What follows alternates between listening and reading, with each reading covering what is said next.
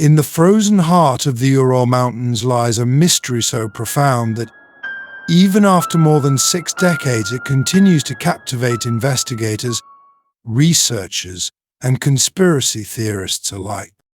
9 experienced hikers dead, their tents slashed from the inside, some partially dressed, others with inexplicable internal injuries, and all with a look of terror forever frozen on their faces.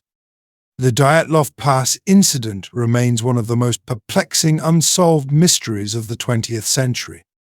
But what really happened on that fateful night in February 1959? What force was so terrifying that it drove 9 seasoned mountaineers to flee into sub-zero temperatures without proper clothing, choosing certain death or whatever threat they perceived? Today, we're going to examine the evidence, explore the theories, and attempt to piece together what might have occurred on that remote mountain slope. The story of Dyatlov Pass isn't just a tale of unexplained deaths. It's a masterclass in how difficult it can be to separate fact from fiction when investigating incidents that occurred in isolated locations during the secretive Soviet era. The expedition began innocuously enough. Igor Dyatlov, a 23-year-old radio engineering student at the Ural Polytechnic Institute, led a group of 10 experienced hikers and skiers on an ambitious trek through the northern Urals. The group consisted of 8 men and 2 women, all but one of whom were students or graduates from the institute. Their goal was to reach Otorten Mountain, a challenging category I hike, especially in the dead of winter. This wasn't unusual for the time. Such expeditions were popular among Soviet youth, combining physical endurance with the camaraderie that was so heavily emphasized in Soviet culture. One member, Yuri Yudin, fell ill early in the journey and turned back on January 28th, becoming the group's lone survivor. The remaining 9 continued, and on February 1st they began to ascend toward a mountain pass. That night, they set up camp on the slope of Kolotsiakhl, a name that translates ominously to Dead Mountain in the local Mansi language. What happened next can only be pieced together through the grim evidence discovered by search parties when the group failed to return. On February 26th, nearly 4 weeks after their last communication, rescuers found their tent on the mountain slope. It was partially collapsed and, most disturbingly, had been cut open from the inside. 9 sets of footprints led from the tent down toward the nearby forest, some showing people wearing only socks, others barefoot, and some in a single boot. The first 2 bodies, those of Yuri Krivichenko and Yuri Doroshenko, were found near the remains of a small fire at the edge of the forest, about a mile from the tent. Both were shoeless and dressed only in underwear. Within 300 meters, the searchers discovered 3 more bodies: Igor Dyatlov, Zinaida Kolmogorova, and Rustin Slobodin, positioned as if they were attempting to return to the tent. It took more than 2 months to locate the remaining 4 victims, buried under 4 meters of snow in a ravine deeper in the forest. This second group was better dressed than the first, suggesting they had taken clothes from their dead comrades. But their injuries were far more severe. Nicholas Thibault Brignol had major skull damage. Alexander Kolevatov had a crushed chest. Lyudmila Dubinina was missing her tongue, eyes, and part of her facial tissue, and Alexander Zolotaryov had massive chest fractures. According to the medical examiner, the force required to cause such injuries was immense, comparable to a car crash, yet paradoxically, their bodies showed no external trauma like bruising. The official Soviet investigation concluded that the hikers died due to a compelling natural force. The case was promptly closed and classified, fueling decades of speculation. So what really happened at Dyatlov Pass? Let's examine the leading theories. The avalanche theory has long been the most scientifically plausible explanation. In 2019, a study published in Communications Earth Environment suggested that a small slab avalanche could have been triggered by the hikers cutting into the slope to create a flat platform for their tent. However, there are problems with this theory. The slope wasn't particularly steep, about 23 degrees, which is generally considered too gentle for typical avalanches. No avalanche debris was reported by the first rescuers on the scene, and the injuries of the victims don't completely align with typical avalanche victims.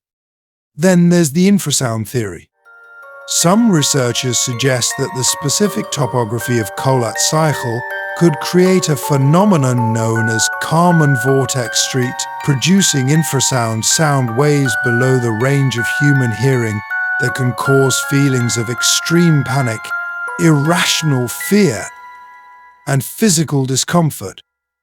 This might explain why the hikers cut their tent and fled without proper clothing, driven by an inexplicable sense of terror.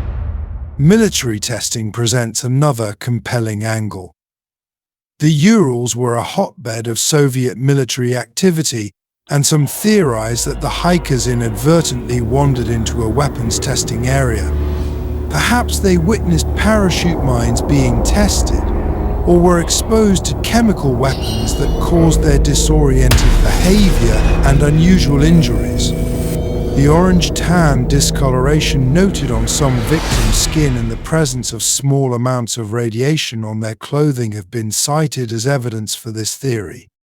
More exotic explanations include an encounter with the indigenous Mansi people, though no evidence of other human presence was ever found. Then there are the truly fringe theories involving UFOs, Yetis, or other supernatural forces. While these make for captivating stories, they lack substantive evidence.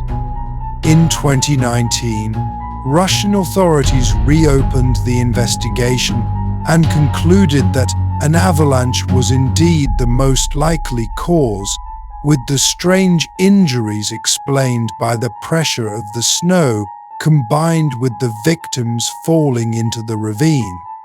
Yet many researchers remain unconvinced, pointing to inconsistencies in the official narrative and evidence. Perhaps most telling is the testimony of Yuri Yudin, the expedition member who turned back. When shown the hikers' recovered possessions, he identified a piece of fabric that didn't belong to any group member and a strange heel-shaped bruise on Lyudmila Dubina's hand that suggested she had been in a physical confrontation before her death. There's also the curious case of the group's final photographs. The last frames captured on their cameras show blurry lights in the sky and what appears to be a farewell ceremony for Yuri Krivonishenko, who had recently completed his studies. Some researchers believe these images hold coded messages or clues about what the group experienced. The 1959 investigation notes contain another disturbing detail. Reports from other hikers in the area who observed bright flying spheres in the sky during the same period. These sightings were common enough that the Soviet military took notice, though their significance to the Dyatlov case remains unclear. It's worth noting that the area had a history of disappearances. The indigenous Mansi people avoided the mountain, believing it to be haunted by evil spirits. Were they aware of some natural phenomenon that modern science has yet to fully explain? A compelling 2021 theory combines several elements.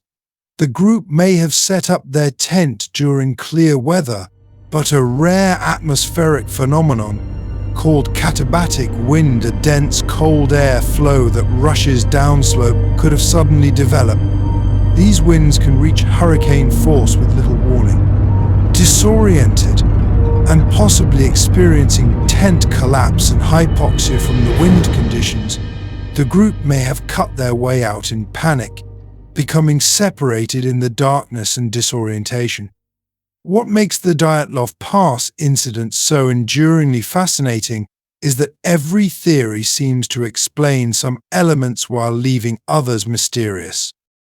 The avalanche theory accounts for the hasty exit, but not the radiation or the specific injuries.